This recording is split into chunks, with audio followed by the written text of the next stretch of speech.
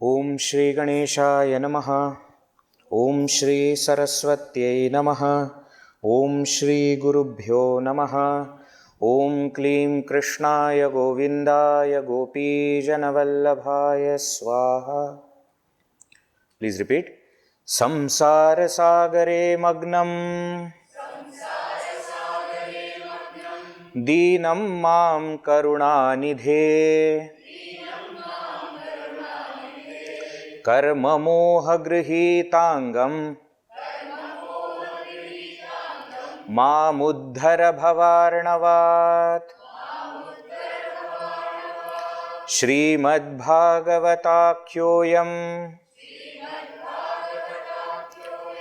Pratyakshah Krishna evahi Svikritosi maya natha Muktyartham bhavasagare Manoratho madiyoyam Saphalas sarvada tvaya Nirvignenaiva kartavyo Dasoham tava keshava Shukarupa prabodhadnya Sarva shastra visharada Etat katha prakashena Madadnyanam vinashaya Om Janmadyasya yatonvayaditaratah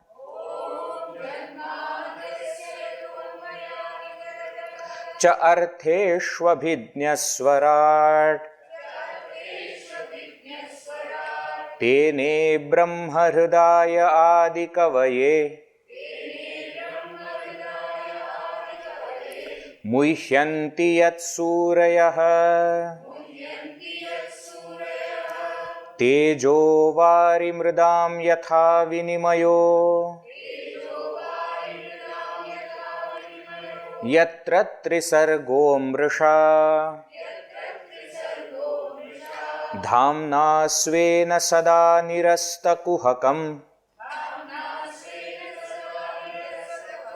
Satyam param dhimahi Dharmah projhita kaitavotra paramo Nirmatsaranam satam Vedyam vastavamatra vastu shivadam Tapatrayonmoolanam Srimad Bhagavate Mahamunikrite Kim va parairishvaraha Sadyo hridyavaruddhyatetra kritibhihi Shushrushubistatskshanat Nigamakalpatarorgalitam phalam Shukamukhadamritadrava samyutam Pibata Bhagavatam rasamalayam Muhuraho rasika bhuvi bhavukaha Yam pravrajantamanupetamupe apetakrityam Anupetamapeta Dvaipayano viraha katara ajuhava Putreti tanmayataya taravobhineduhu Tam sarvabhuta hridayam munimanatosmi यस्वानुभावमखिलश्रुतिसारमेकम्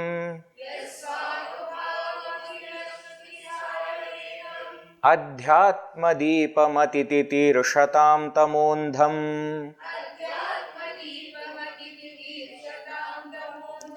संसारिणां करुणयाः पुराणगुह्यम्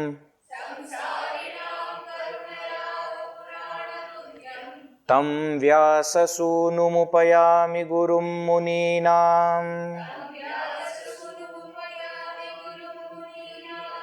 नारायणं नमस्कृत्य नरं चैव नरोत्तमं देवीं सरस्वतीं व्यासं ततो जयमुदीरयेत्। बर्हापीडं नटवरवपुः कर्णयोः कर्णिकारम् बिभ्रद्वासः कनककपिशम् वैजयन्तीं च मालाम् रन्ध्रान् वेणोरधरसुधया पूरयन् गोपवृन्दैः वृन्दारण्यं स्वपदरमणम् प्राविशद्गीतकीर्तिः।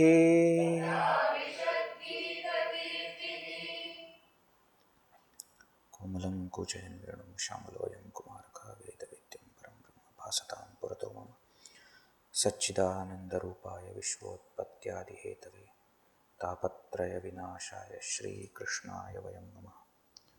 नारायणं च ब्रह्माणं नारदं बादरायणं शुकं परीक्षितं च अहं प्रणमामि पुनः पुनः।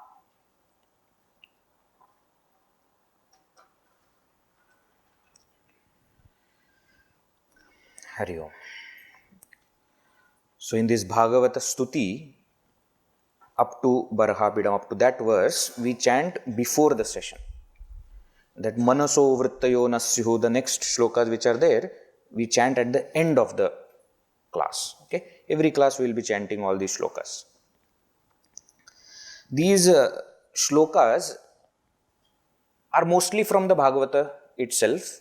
Some of them are also from a portion of Padma Purana, which is called as Bhagavata Mahatmya. So there is a Bhagavata Mahatmya in another Purana. In many Puranas it is there, but Padma Purana is very famous. We will be seeing that Bhagavata Mahatmya also. So first 4 verses, Samsara Sagare Magnam, Srimad Bhagavatakyoyam, Manoratho Madiyoyam, Shukarupa Prabodhanya. These are the shlokas from Bhagavata Mahatmya, from Padma Purana. Then we see there are 3 verses, Janmadhyasya Yatonvayaditaratah, Dharmah Projita Kaitavotra Paramo, and Nigamakalpataror Galitam Phalam. These are the first 3 verses of the Bhagavata. Bhagavat starts with these 3 verses. Then there are 3 verses of invocation, Yam Pravrajantam Anupetam Apeta Krityam, Yaswanubhavam Akilashruti Saramekam, and Narayanam Namaskritya. These are the 3 shlokas from the second chapter, first 3 shlokas of the second chapter of Bhagavata. Sutaji is doing invocation. First 3 verses of the first chapter are Bhagavan Vedavyasa while writing is doing invocation. Then Sutaji, who is telling the Bhagavata, is doing the invocation, prostration to Shuka Brahmarshi, to Vedavyasa, to Bhagavan, etc. And then Barhapidam is from the Dashamaskanda. This is the verse that Swamiji was talking about. When Shuka Brahmarshi heard this verse, he came out of that Nirvikalpa Samadhi and asked, "What is this? We've never heard anything like this." They said, "This is by your own father. Go and ask him." And that is when he went and asked, and Bhagavan Vedavyasa gave the entire Bhagavata, his knowledge, to Shuka Brahmarshi. And then later on, from Shuka Brahmarshi, it came to Parikshit Maharaj, etc. and Suta also, and from Suta to Shaunaka. We will see that. Okay? So that is, these are the shlokas. Then what we see afterwards, Manaso Vrittayo Nasyo, all those shlokas are also from the Bhagavata. Karmabhir brahmyamananam bhave bhave yatha bhaktihi nama sankirtanam yasya. First, the Manasovrittayo nasya and Karmabhir brahmyamananam are in 10th Dashamaskanda. The last two verses, bhave bhave yatha bhakti and nama sankirtanam, are towards the end, last canto, towards the end, these two shlokas are. Krishnaya Vasudevaya, everybody knows that shloka is not from Bhagavat. Buddhirbalam Yashodhairyam is for Hanumanji's Smarana. So these are the shlokas that we will be chanting. The meaning of these shlokas we will see when those verses come. Okay, because they are part of the text. When they come in the text, it will become more sense to see the meaning also. Alright. Swamiji has already explained everything, and I will tell you one thing. I am more lucky than all of you. Why? Because I listened to Bhagavat from Swamiji for 2 years. Nicely, there was no hurry. Verse by verse, many portions we saw verse by verse, and so many things. Swamiji loves Bhagavat and he is master in that. So, because Swamiji is teaching you the main texts of the Vedanta Sadhak course, the Upanishads and the Gita, etc., therefore that job has come to me to take Bhagavat for all of you. Okay? So, I will do whatever I know little bit. I have learned from Swamiji, and that much we will see. Okay? But it is rightly said that there is no grantha like Bhagavat. There is nothing like it. Actually, I was very scared of taking Bhagavat. For many years, they used to call me, and even earlier when I was in Navi Mumbai Center, they will call and they will give some tough topic also. I said, no problem. So, Brahma Sutras also I gave lectures on Upanishads, Bhagavad Gita, Prakana Granthas, Vivek Chudamani and all other Prakana Granthas, no problem. When they used to ask Bhagavat, I used to say that, no, we will take some other topic. Because I was not confident whether I am eligible to take this text or not. Because I thought that I am not ready for Bhagavat. Because having studied it for 2 years, during our Sandipani batch, when Swami used to take evening satsang, having studied it, I knew the depth that is required for Bhagavat, and more than depth, the purity that is required. Depth will come. Purity from where will we get? So I was hesitating to take Srimad Bhagavat for many years. Okay, till I came here, and even after coming here for 3-4 years, I did not even touch that topic. All other things I used to take. Then one day, we were walking in front of Illam. Swamiji was conducting Sandipani Vedanta course for Malayalam English batch, for Bhavesh and their batch. And suddenly while walking, Swamiji said, why don't you take Bhagavat for them? I said, Swamiji, what? See, it is becoming very difficult for me to take so many classes. Why don't you take Bhagavat? I said, first of all, they understand Malayalam. Yes, it is the Malayalam English course, but that English is because I used to take little bit, take some satsang for them or something. That was the only English that they heard in the entire 2 years. From me only. All other people were teaching in Malayalam only. Entire Bhagavat, how will I take? I thought, Swamiji, how will I take? Swami said, you will do. You take. Then I said, Swamiji, let me think. Because, see, to do something like this is difficult. Then I went to room. I could not sleep. And then I said, Swamiji is confident. Why should I worry? It is his course. Just like this Vedanta Sadhak course, he is the main acharya. So I am only deputy. So deputy is supposed to just do whatever decision is taken by the main person. Why am I thinking whether I will be able? Swami just said I should just do. So I told next day morning to Swamiji that, okay Swamiji, I will take. Then next night I could not sleep again. Because I said, what a fool I am. Why did I do this? COVID time it was. And I was doing MA also, so my classes were going on. And I said, why, who asked me to do? Nicely, I could have told Swamiji that I will take Ramayana, something that is, why Bhagavat? Then I said, okay, let us see. I wrote to Pujya Guruji. And Guruji, the way he replied, I was like, I think I will be able to study, not teach. I am not capable of teaching Bhagavat at all, but I will be able to study well. So that was the first time I studied Srimad Bhagavatam, and it was such a nice time for me. I don't know about others, whether they understood or not. Many of them, whether they understood English also, I didn't know. But I enjoyed studying Bhagavad. And now it is second chance for me to conduct the entire Bhagavad. For Vedanta Sadhak course batch 1, I took some portions of Bhagavad. Swamiji used to take the main classes of evening satsang, etc. So 1 week, 2 weeks, I will just come to increase the run rate of the classes. Because in 1 year, Swamiji won't complete. I knew that. Not even 1 year, some 7-8 months. So then I will come, and in 1 or 2, weeks, I will finish 3-4 skandhas. So that we can move forward. And then again Swamiji will come, Saptama Skandha, Aram se Swamiji will take. So portions I took for them, but this is again my second time that I will be studying the entire Bhagavata again.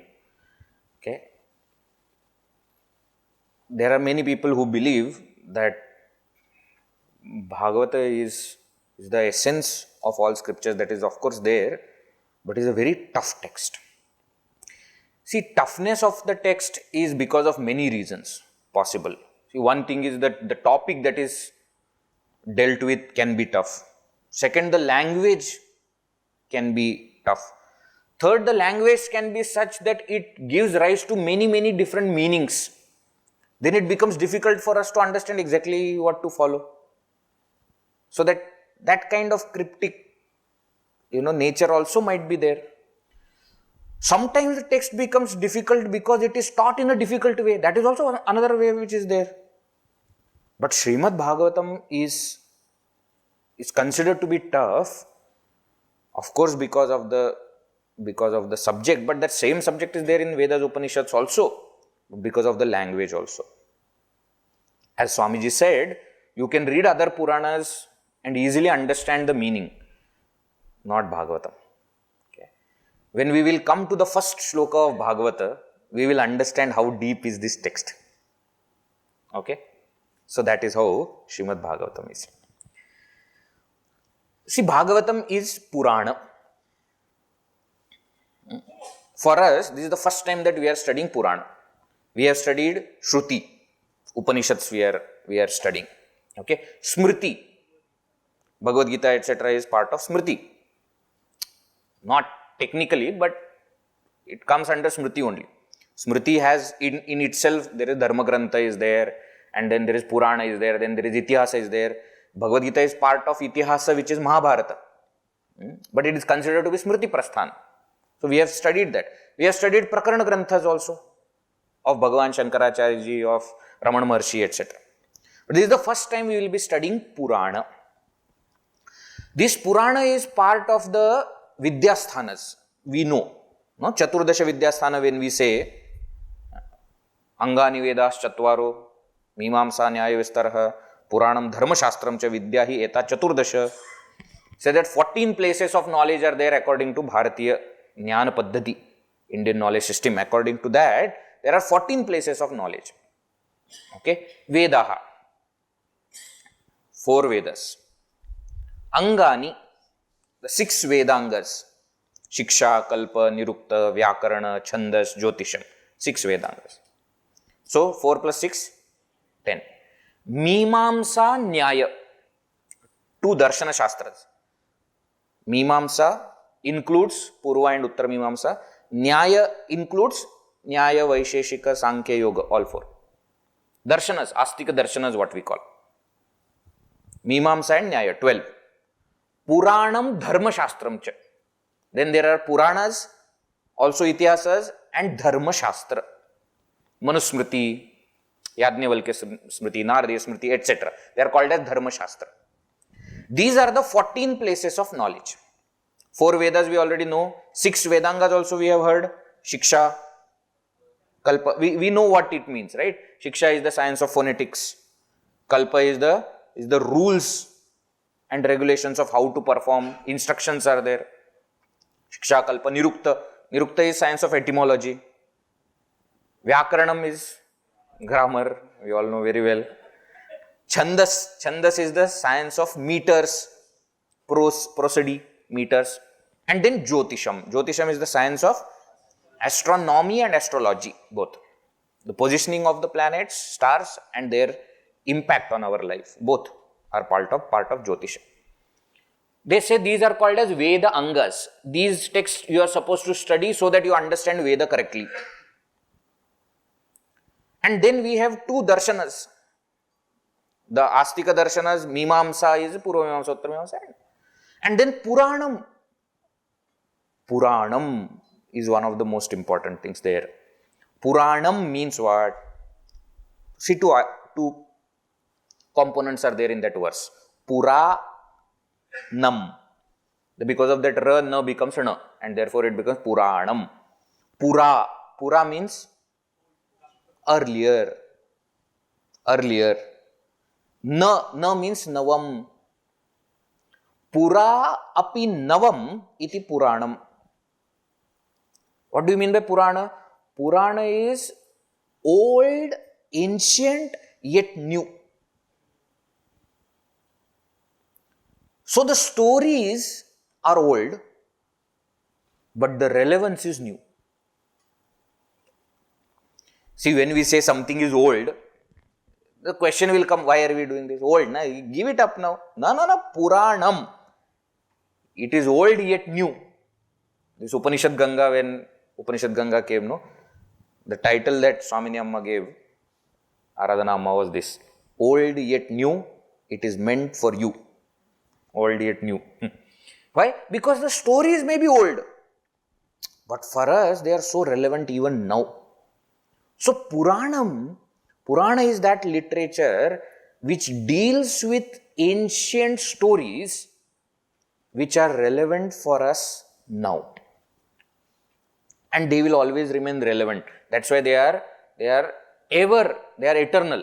They are always relevant. That's why it's called Puranam. The thing about Puranas is, it is Katha Pradhana. It is Katha Pradhana. It is predominantly stories. Okay? We can't say like that for Veda, Vedanga, and Mimamsa, Nyaya, Dharma Shastra also for that matter. There are no stories. Purana is Katha Pradhana. Purana, when I say Purana Ityasa, both are Katha Pradhana. Katha Pradhana means predominance is given to the stories.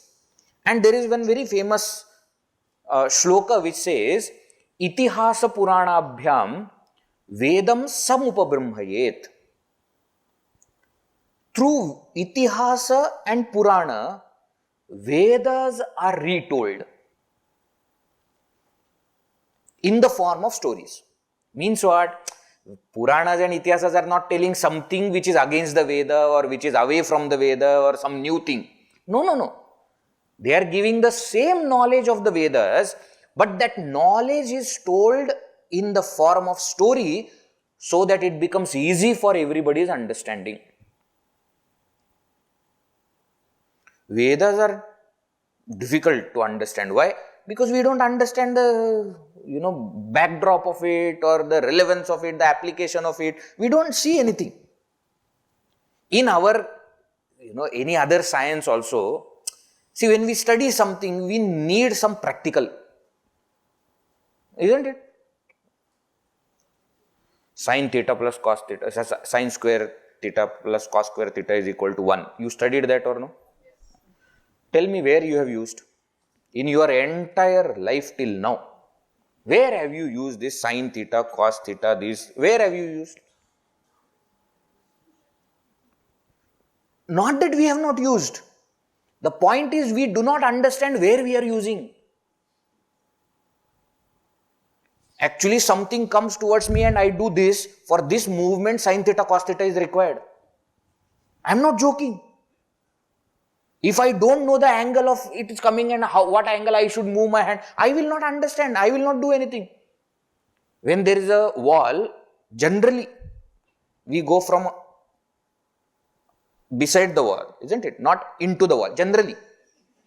Some of us go there, but when there is a wall, though we are looking somewhere, but from the corner of our eye, so that sin theta, cos theta, it is working. Inside it is working.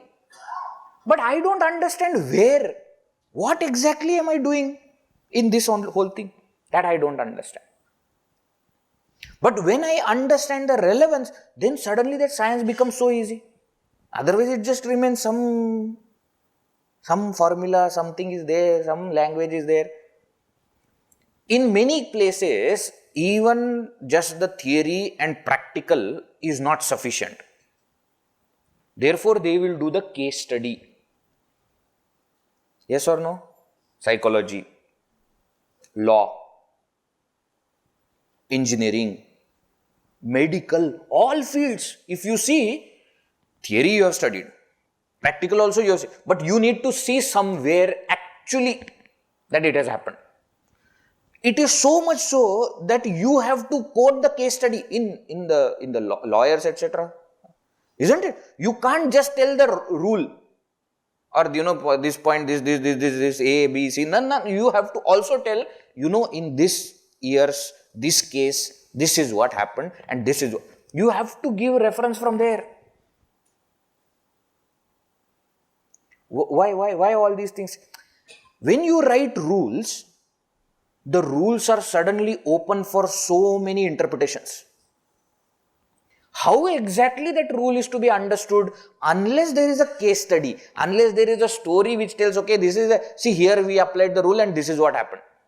Unless there is a story involved, we will not understand it completely. Puranas and Itihasas are case studies. What is the rule? The rule is given in the Vedas. To understand that rule, you have to follow the story. I'll give you a simple example.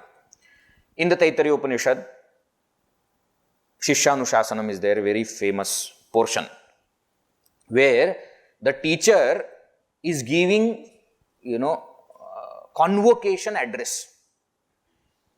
The students have come to Gurukula, they have studied, they have learnt everything, and now they are going, Samavartana is there, they are going back to their homes. At that time, he is giving that Upadesha. Vedamanuchacharyo ante vasinamanu shasti. What is the first Upadesha? Satyam vada, dharmam chara, swadhyaya anma pramadaha. Now the first Upadesha is Satyam vada, speak truth. Okay, we all know speak truth, but we have so many questions. Vedji, should we always speak truth? Can sometimes, is it allowed that we can say lie? Or ardha satya, half truth? Or what if I don't say anything? Will it be called as truth or lie? From that one line, Satyam Vada, so many questions come to us. We don't understand. So in Puranas, to explain this, there is a story of Satyavadi Harishchandra given. Raja Harishchandra, have you heard or not? It will come in the Puranas, here it will not come, but it comes in Mahabharata also. Harishchandra's story is there. What do you mean? What does the story do? That story tells you to what extent you have to speak truth. All kinds of cases are taken. He loses everything. Why? Because he is following the truth. He has promised something. He loses everything. All his kingdom is gone. Money is gone. Wife is gone. Son is gone. They have been sold just because he is following truth. In Upanishad Ganga, you have seen that episode. To what extent? To that extent that he is standing as the guard for the funeral, what do you call that, crematory. And his own wife comes with his dead son, saying that he died because of you, but I have to do the cremation. I have to put him, on the pyre and give fire to him. He does not allow because she doesn't have money to pay as entry fee into that cremation. He does not allow. I am 100% sure in our life such a drastic thing is not happening. Where your own son is dead and you are the guard, it is in your hand, you can allow, not allow. That much case has it come? Our cases of saying truth or saying lie is what? Saumyamma is asking me why I did not come. Should I tell? That much is only our speaking truth or speaking lie. My friend is asking me what time you got up on Sunday, whether I should tell or not. That is our level of speaking truth or lie. Now imagine in the story, it starts from there and up to the end. Up to here you have to keep speaking truth. When that story is told, then it becomes clear to us, okay. No more questions on half-truth, not speaking. Can I promise? What about the promises in dream? Everything is a promise. Story makes that one line of Veda clear. Satyam Vada means what? Dharmam Chara means what? Follow the path of righteousness means what? So we have stories. Sri Ramachandra's story is there. When he walked the path of Dharma, what happened? We have entire Mahabharata. In Mahabharata, every single character is a different case study. Means what? If I follow Dharma this much, this is what is going to happen. If I follow Dharma this much, then this will happen. Duryodhana, Dushasana, Shakuni, and Yudhishthira, and Bhima, Arjuna. Everybody has followed Dharma in different ways. And if I follow Dharma completely, Yudhishthira, what will happen? So every case study tells that if you do this, this is the result. If you do this, this is the result. Now by understanding that, it becomes clear for me what is Dharma, how I should do. If I do this, what is going to be the result? So those two simple lines of Satyam Vada Dharmam Chara are explained in the Ramayana and Mahabharata, in the Itihasas and Puranas, in the form of stories. To tell you the fact, we love stories. Isn't it? Anybody, anytime telling story. Whether it is true story or, imaginary story, whether it is our story or somebody's story, we don't mind. As long as it is interesting story, we want to listen. So, Puranas became a very strong means to go to even the, what do you call as the smallest portion of the society, or the farthest portion of the society, which probably is not educated, not studied Sanskrit, has not been eligible to study Vedas, etc. There may not be, but stories all of us can hear. So this Srimad Bhagavatam, or the Puranas for that matter, have all these stories. Many of these stories we have been listening from childhood. Only thing we don't know it is coming from which Purana. That's the only thing. Otherwise, many of these stories we have already listened. If you are born in Bharata. Okay, if not, then now you will listen. Don't worry. But these stories become means to give or to carry that knowledge further. That is what Puranas do. Now, to call something as Purana also, they say there are 5 main topics or 5 main indicators by which something can be called as Purana. They are called Pancha-Lakshanani. What are they? Sargascha Pratisargascha, Vamsho Manvantaranicha, Vamshanucharitam Chaiva, Puranam Pancha-Lakshanam. Puranam Pancha-Lakshanam. These are the 5 Lakshanas of Purana. Means what? If these 5 topics are covered, then something can be called as Purana. What are the 5 topics? Sargaha. First is Sargaha. Sargaha means primary creation. Creation of Brahmaji and up to the Pancha Mahabhutas, Sukshma Pancha, Tanmatras. That entire creation. That from now in different Puranas, different kinds of Sarga will be given. Okay. In Vishnu Puranas, in the sense that Puranas which are dedicated to Bhagavan Vishnu, they will say that from Bhagavan's Nabhi, one lotus came. In that lotus, Brahmaji was there. And Brahmaji came about and then he didn't know. So he did tapas because he heard tapa. Then he did tapas. Then from tapas he got the knowledge of Vedas, and from that he started the creation, and then he created this, etc. and up to the Sukshma Tanmatras, which will become the raw material for the world. That's called Sarga. Now in different Puranas, different kinds of Sarga might be there. We'll see. That is first topic, Sargascha. Prati Sargascha.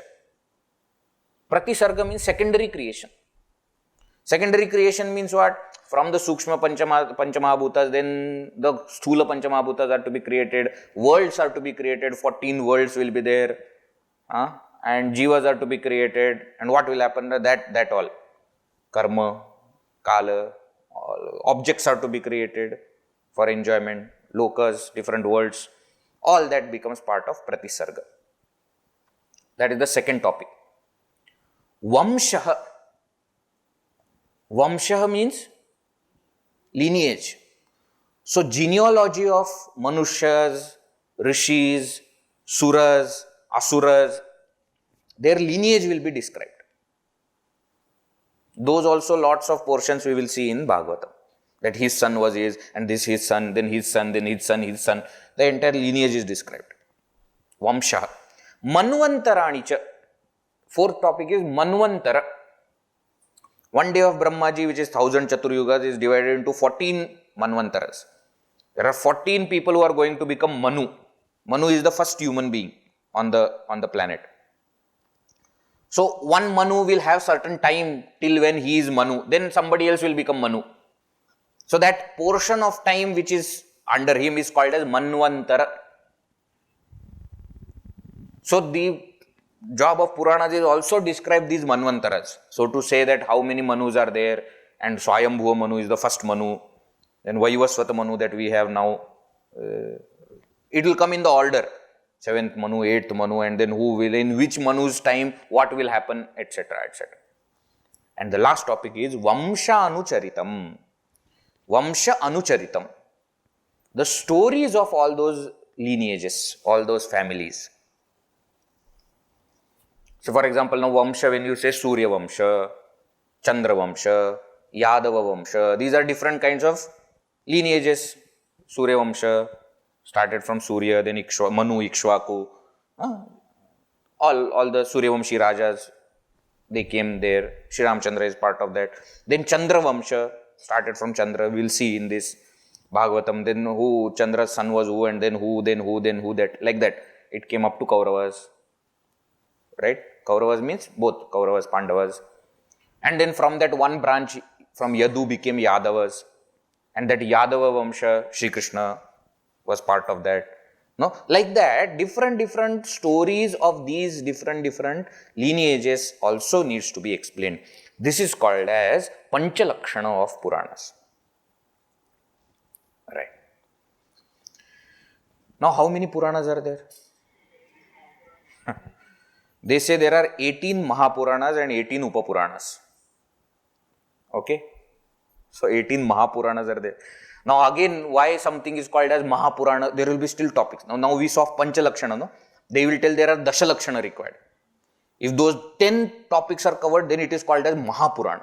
If only 5 are covered, then it is called as Upapurana. So 18 Mahapuranas are there. We had seen in Sanskrit class, Madhvayam, Bhadvayam Chaiva, Bratrayam, Vachatuštayam, Anapalinga Kuskani, Puranani Prachakshate. Have you studied this verse? Easy way to remember 18 Mahapuranas. Madhvayam. 2 Puranas starting with Ma. Matsya Purana, Markandeya Purana. Madhvayam. Bhadvayam. Starting from Bha, 2 Puranas are there. Bhagavata Purana and Bhavishyat Purana. Bhagavata Purana and Bhavishyat. Bratrayam. 3 Puranas are starting with Bra.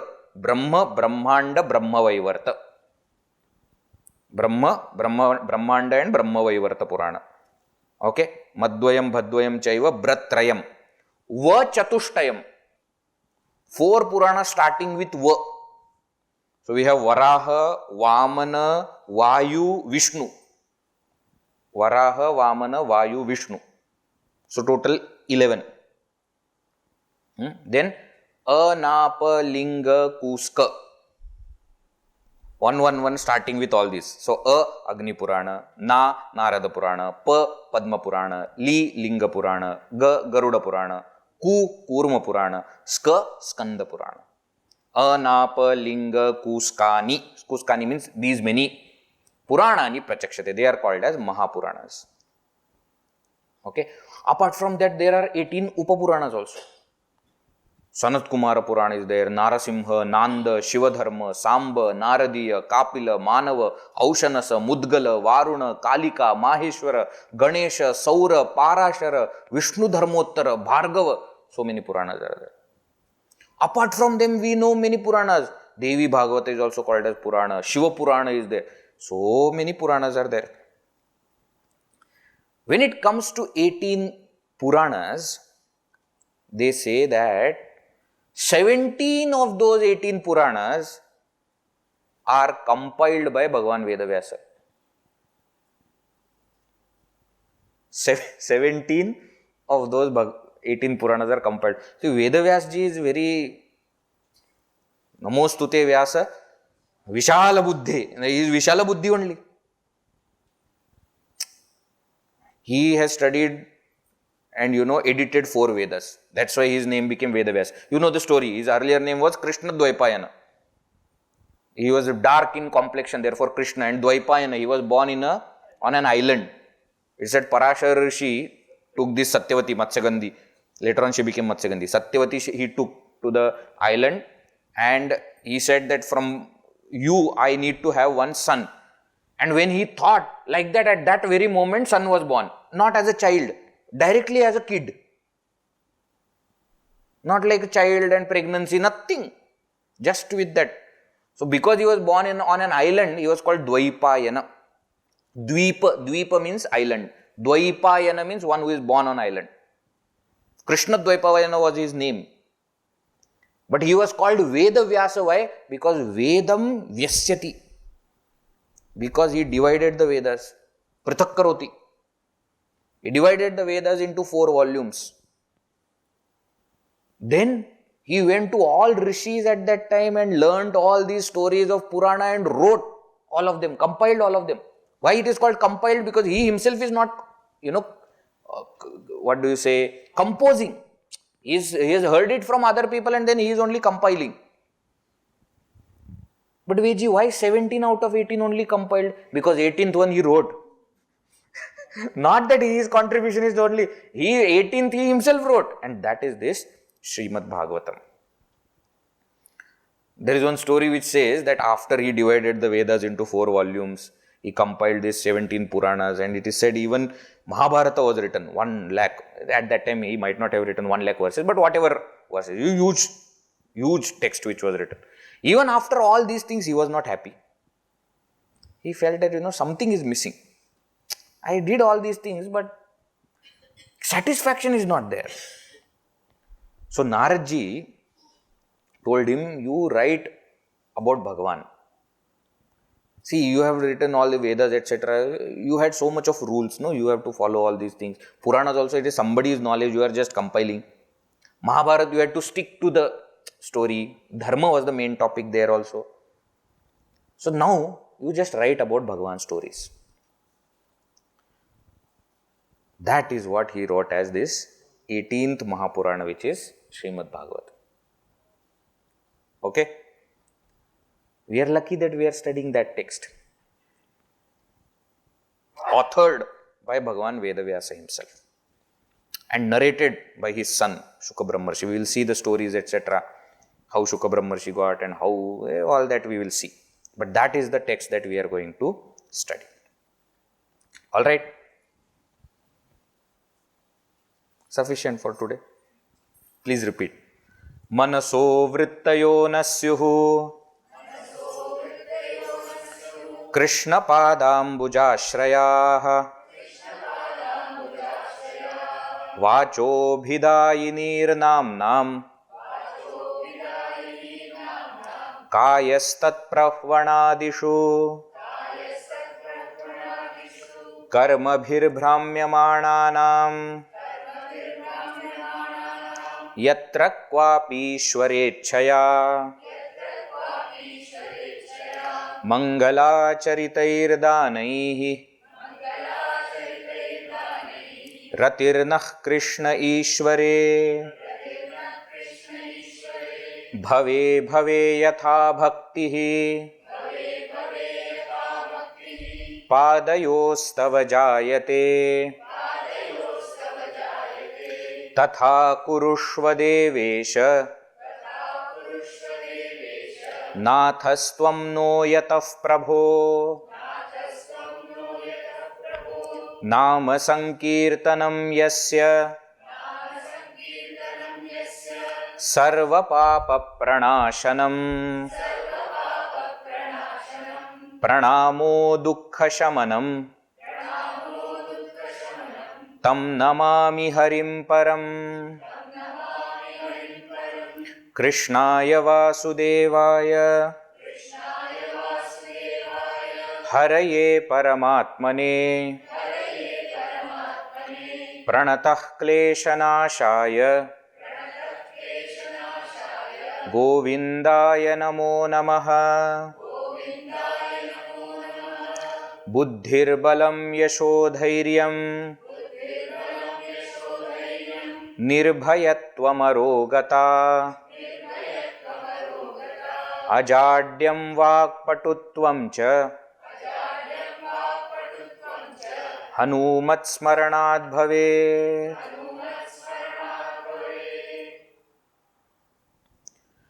ओम पूर्णमदः पूर्णमिदं पूर्णात् पूर्णमुदच्यते पूर्णस्य पूर्णमादाय पूर्णमेवावशिष्यते। ओम शांति शांति शांति। हरि ओम श्री गुरुभ्यो नमः। हरि ओम।